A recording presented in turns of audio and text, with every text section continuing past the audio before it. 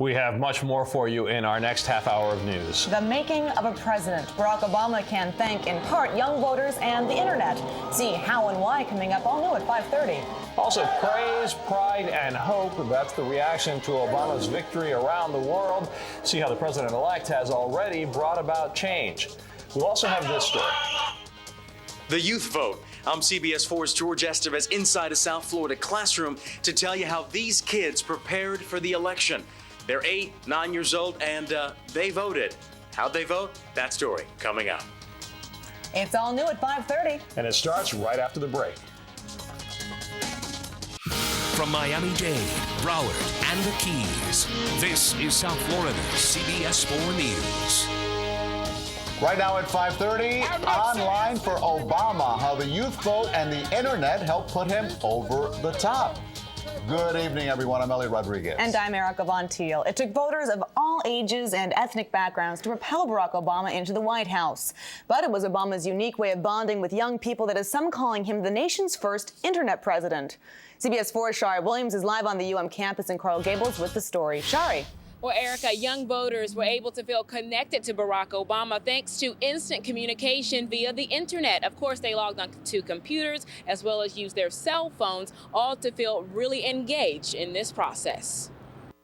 You know, the first African-American president, and he was also the first biracial president. I think that very much had to do with the youth vote. Millions of young people who voted for President-elect Barack Obama sincerely feel connected to him. It's a bond that came to be thanks to the internet. University of Miami freshman Asia Major feels that bond.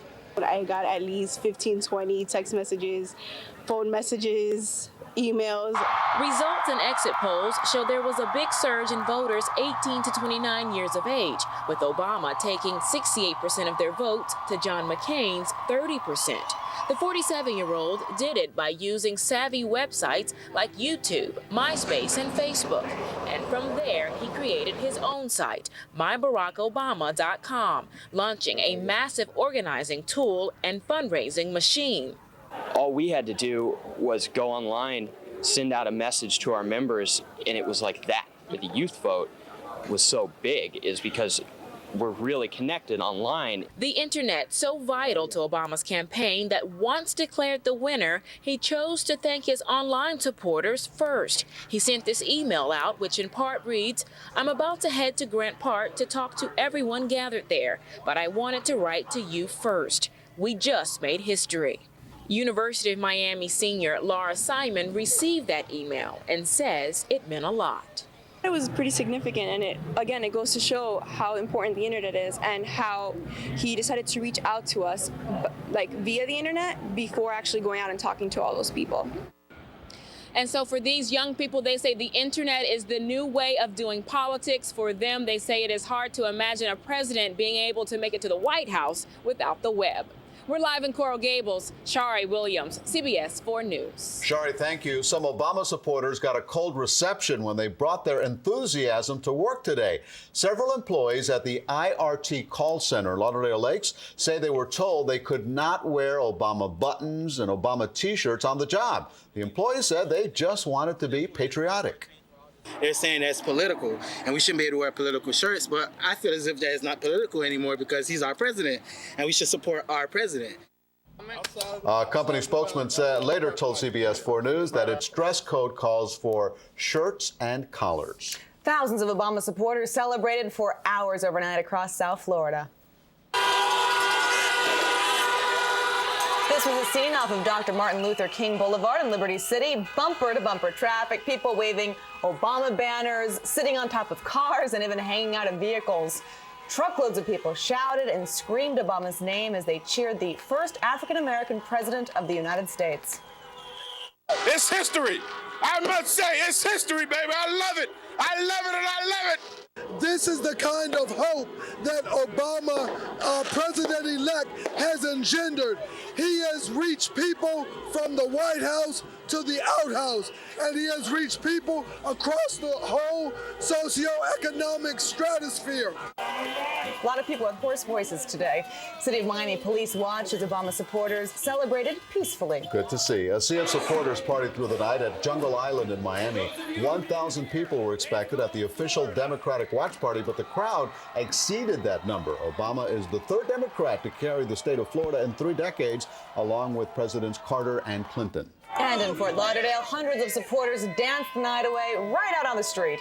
This is video from 27th Avenue, where streets looked more like parking lots. People cheered as they rode by, and some even got out of their cars to join the celebration. Global goodwill. That's how world leaders and regular folks near and far are reacting to Barack Obama's historic victory. But mixed in with the best wishes, CBS 4's Charlie D'Agata reports the international response also includes new demands. They were dancing in the streets of Kenya. Barack Obama's ancestral homeland declared a national holiday and celebration. We love you, man. World reaction elsewhere was more reserved, but just as positive from America's war zones. He pursued his dreams, and now he's our president. I applaud the American people for their courage. And all across Europe, there was talk of new hope for America. We hope our new partners will improve relations with us, said Russia's president. Spain's prime minister said President Obama will be an ally and a friend. Amigo. And warm congratulations came from the Vatican. Well, the President of the United States has a huge responsibility, not only for his country, but for the whole world. Here in Britain, it's almost impossible to overstate the reaction. Barack Obama's on every front page, from Go Obama to simply Mr. President, to one giant leap for mankind. This is a moment that will live in history as long as history books are written. But there were also reminders of the world he'll inherit. Palestinians urged Obama to promote Middle East peace immediately. The Taliban called for the withdrawal of U.S. troops from Afghanistan. And stocks slipped again in the worst financial crisis since the Great Depression. The goodwill for the new president may be global, but so too are the problems he'll face. In London, Charlie D'Agata, CBS 4 News.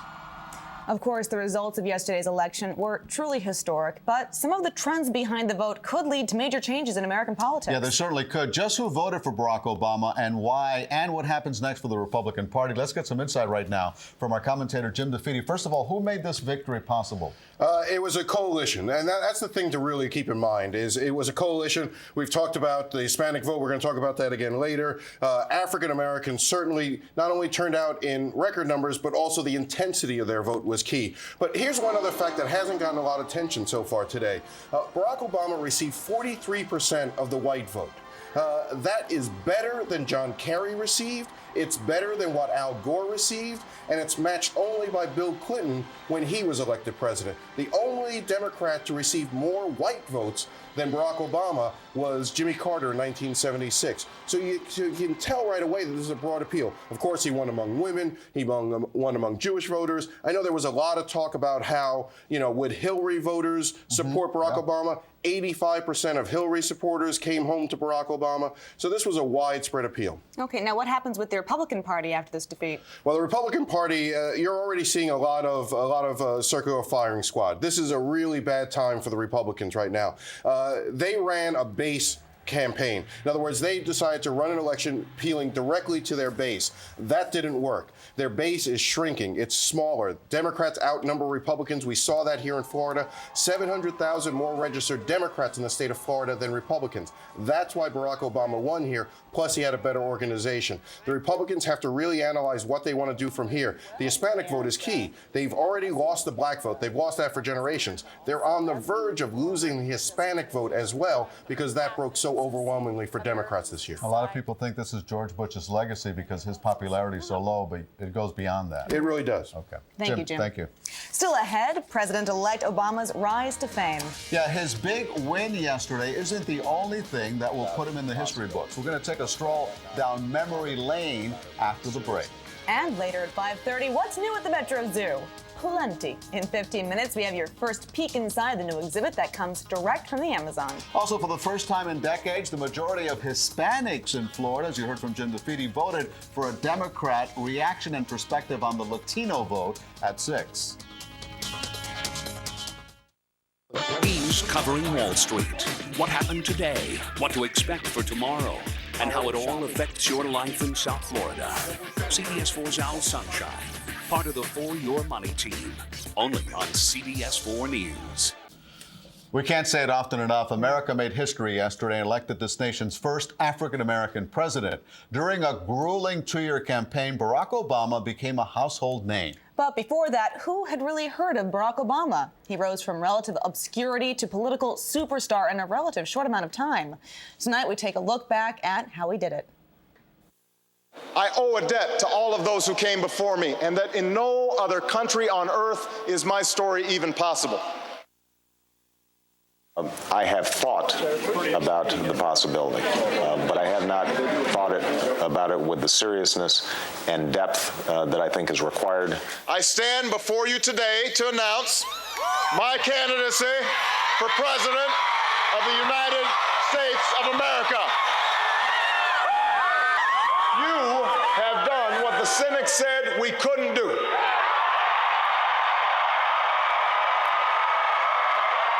The polls may have predicted it. It was still no less a breathtaking win for Barack Obama because he became the clear winner in the Iowa caucuses last night.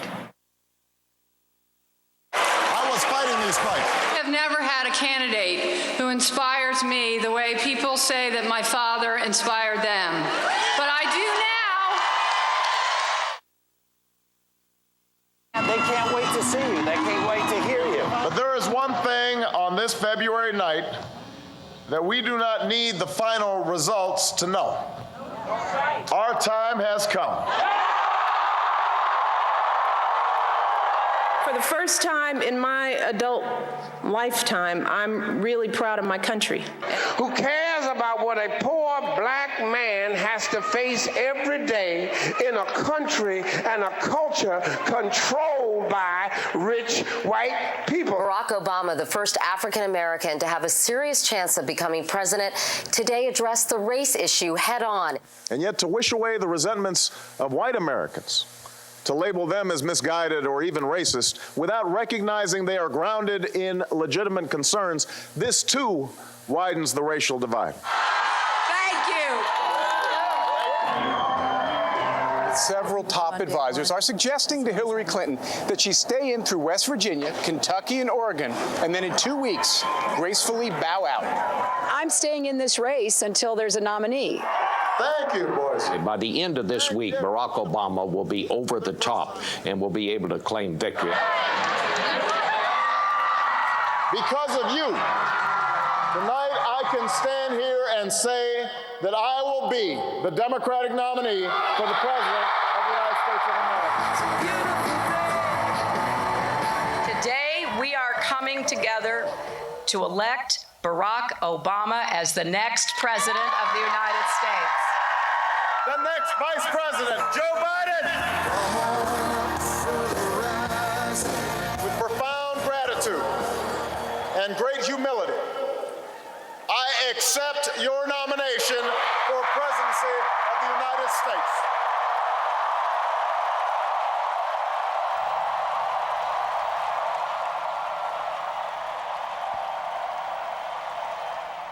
Well, and the rest, Wow. as they say, is history. Well, so. you know, and so much has been said about the importance to African Americans. That is so true. But when you look in that crowd in Chicago, you saw people of all races, So diverse. inspired and hopeful. And let's just hope that that feeling sticks around for a long time. Huh? Phones were ringing off the hook last night, today, emails. Everyone's so excited. Great feeling. Yep. All right, well, still ahead. The needy helping the needy. Chances are there'll be something extra special about the Salvation Army bell ringers you see collecting money this holiday season. In 5 minutes, we have a For Your Money report that'll really tug at your heartstrings. Also, this story, new at 6. Bans on same-sex marriage in 3 states yesterday, including Florida, after the elections. I'm Ted Scout, and I'll have details coming up on CBS 4 News. And I'm David Bernard, the Storm Center. Hurricane season not over. This is Tropical Depression 17 forming today in the Caribbean. It could be Paloma by tomorrow. I'll let you know what it means for South Florida right after this. Don't let a real estate commission stand in the way of selling your home. The Buy-Owner staff was great. They returned calls and emails within a day. Buy-Owner's customer service was fantastic. The Buy-Owner staff from beginning to end was exceptional. Thanks Thanks, Bye Owner. Next ET, Marie Osmond turns dancing judge for ET, rating the stars and the judges. Then, Did your doctors think that you would be here today? Michael J. Fox on his battle with Parkinson's. Next ET. Tonight at 7:30 on 4. CBS tonight. This profiler's dream. There's a basement. Is just the beginning of his nightmare. Ray, wake up. What the hell is scaring you? My dream. Having different versions of it since I was a little kid. Why aren't you helping me? What's going on? I've been here before. New Criminal Minds. Then You're letting me go. get ready for the season's biggest shocker. I love Adam, but I don't think you have a choice here. Whose side are you on, Stella? A new CSI New York after Criminal Minds tonight. Breakfast, the most important meal of the day. It's always fresh at the original Pancake House. Freshness and selection, like our seasonal favorites, pumpkin pancakes and cranberry crepes. Fresh food, more choices at the original Pancake House. We repair, we restore, we renew. Mako, America's Body Shop. Compared to other body shops, Mako is 33% less with no interest financing available. Whether it's fashion or furniture, one thing is certain. Great color complements great style. And the more choices you have, the better. That's why Rooms to Go and I are introducing Cindy Crawford Colors, 4 great new living room collections in 7 fresh colors, carefully chosen to work with almost any decor. Just pick your favorite design, choose one color, or mix the colors that are right for you. And because it's Rooms to Go, it's at a price that will make you smile. TCP, the world's largest manufacturer of energy-efficient light bulbs, invites you to change the world through the One Pack Challenge School fundraiser. Buy just 1 3-pack of CFLs to save $165 in energy costs and reduce more than 2,000 pounds of carbon dioxide. You can help schools fund green improvements and protect the environment. It's an investment in our children's future. Are you up for the challenge? TCP, a proud sponsor of the CBS and EcoZone Green Schools Initiative. At Buy Owner, our best selling point is our customer. Everything was as advertised. Buy Owner walked us through every step painlessly. The Buy Owner rep answered all of our questions completely. Thanks, Bye Owner. Thanks, Bye Owner. Now from the For Your Money team, when you see and hear the Salvation Army bell ringers, you know the holiday season has arrived. But did you ever wonder what it takes to become a bell ringer and why they do it? Here's CBS 4 photojournalist Jim Robinson. So many people in our community are hurting from the economy that it's ringing the alarm bells. But the Salvation Army is hoping that the sound of this bell will ring in better times for the holiday season.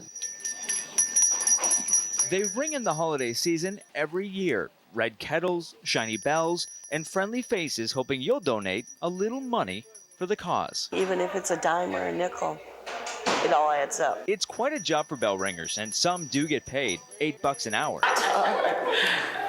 This is Kathy Fry's second year as a bell ringer. This mother of 3 and grandmother of 5 relies on the money she earns out there. I lost my job in August. I was working, got sick on the job, was in the hospital, got fired. Then thrown out of her home. There are more stories like Fry's coming from this workshop in Fort Lauderdale Wednesday. The Salvation Army is training 24 new ringers. A lot of these people are unemployed. Yes, I'm one of them.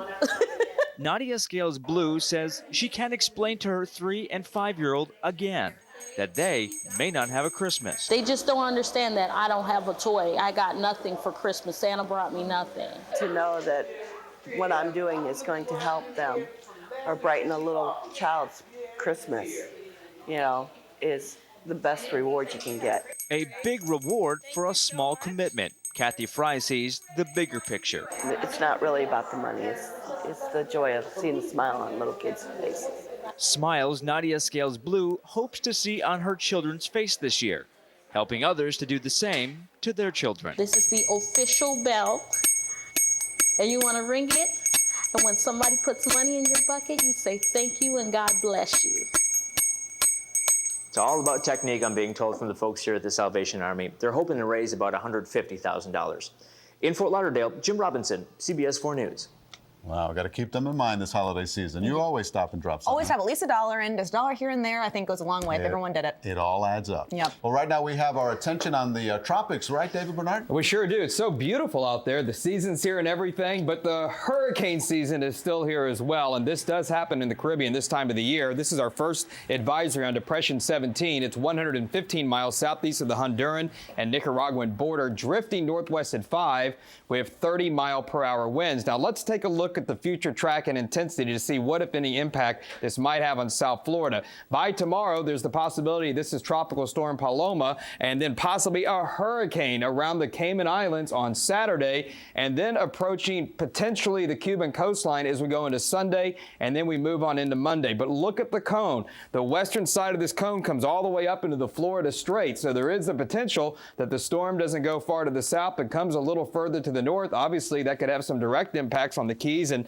maybe indirect impacts on mainland South Florida, but it's just too early to say. And by Monday, it looks like it's moving further out to the north and east. Here are the latest computer models on Depression 17. It really backs up that forecast from the National Hurricane Center. A drift to the north and then a sharp turn to the east and northeast, which is a very typical path for a November storm in the Caribbean. But again, we'll just have to wait and see if it's a little further to the north to see what, if any, impact it might have on us around here. You can track Depression 17 on CBS4.com and look at the satellite pictures on there too. This is where the center is, right down in here, and it looks like some more additional strong storms are trying to get going, but again, enough for a depression, but not quite a tropical storm just yet. And again, there's our website, CBS4.com. Okay, back to our weather today. Not much to talk about, except it was super nice. High temperatures in the mid-70s, low temperatures were in the lower and mid-60s. No rainfall today. Live weather bug conditions from Carver Middle School in the Grove. It's currently at 71 degrees. Our true view for tomorrow looks like another winter, nice and sunny,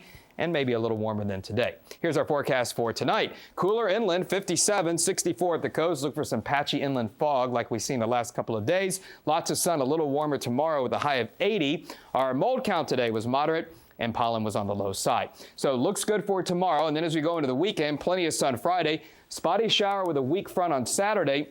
Now, by Sunday, guys, I'm indicating a gusty breeze because if Paloma does form and it is a hurricane to our south, the wind will pick up and probably still breezy with sun on Monday. Veterans Day, maybe a couple of showers by Tuesday, but at least the official track is well south of us now. But that cone is right up against the Keys, and so we have to keep that in mind. We should know more by tomorrow and certainly Friday. We'll keep an eye on it. Thank you, David. Thank you, David. Well, a couple of Miami Metro Zoo residents are getting a medical checkup before moving into their new digs. They're jaguars, not the cars, the big cats, and they'll be big part of the new Amazon and Beyond exhibit that's opening in December at Metro Zoo. The cats have been quarantined for months, and today vets gave the pair a thorough exam and the okay to move into their new home. Luckily, they're in a deep sleep right there. Those trainers are nearby. Nice to get knocked out before the medical exam. Next at 5:30, kids and politics. Hey, you might be surprised to hear what tomorrow's voters got out of yesterday's historic election. We're going to take you into a local classroom after the break. Now here's Antonio Moore with what's coming up all new at 6. Erica and Elliot, we are covering several angles of the remarkable election. The latest on Barack Obama's next step toward the White House as he puts together his team. Also, what the election means to African Americans here in South Florida and the power of the Hispanic vote. Plus, one baby with one very big name. Meet the boy whose parents will never forget this day. And cruise passengers charged without ever knowing it. What's being done to get their money back? When we see you all new at 6 o'clock. Well, tonight's dinner table conversations home across South Florida will be, guess what? The presidential election and what it means, the historic significance, and the chance that your kids might want to talk about it too. Yep, CBS 4's George Estevez shows you one group of local school kids who not only had something to say, but even voted in their own way. A show of hands. Who cares about politics? Looks like everyone here. Why did Obama promise change? So he can lower taxes? Very good. Really? Taxes? This kid is 8. In 30 years, have you seen anything like this? No, I have to tell you that this has been so exciting. Lolly Gonzalez has seen the change in her 3rd grade class at Coral Gables Elementary. Down the pike, they're going to be making decisions, and they need to be informed to make sure that they make the right decisions. They've been debating. We got some pictures of Obama. Even making campaign posters documenting history. I knew it would be history because he would have been the first black president Little girls are inspired. It gave me good hope, Because she was a woman running for vice president? Yeah. Little boys admire democracy. I like about it that there's a lot of voting. They all have dreams. That I get to see Barack Obama for my first time in person. Wow. And believe politics leads to family values. Why was watching with your parents kind of fun? Because we could all be together for a long time during the night. But no one likes taxes. What was it about Barack Obama you thought would be cool? That he's gonna lower taxes. Really? Huh? You don't like paying high taxes? No. Pretty special kids, right? We've been to lots of classrooms through the years, and these kids are pretty smart and psychic, I want to add. You see, they held their own election on Monday, and Barack Obama won here too, 12-11. At Coral Gables Elementary, George Estevez, CBS 4 News. And the news continues right now with Antonio Mora and Erica Von Teal. CBS 4 News at 6 starts right now. From Miami-Dade, Broward, and the Keys, this is South Florida's CBS 4 News. Because of what we did on this day, in this election, at this defining moment, change has come to America. The change begins now. President-elect Barack Obama starts taking the next steps toward the White House. Our 44th President of the United States of America is African American. The people of America and South Florida celebrate the historic change. We have some hope for change. I'm proud to be an American this morning. Tonight, live team coverage of the next President of the United States.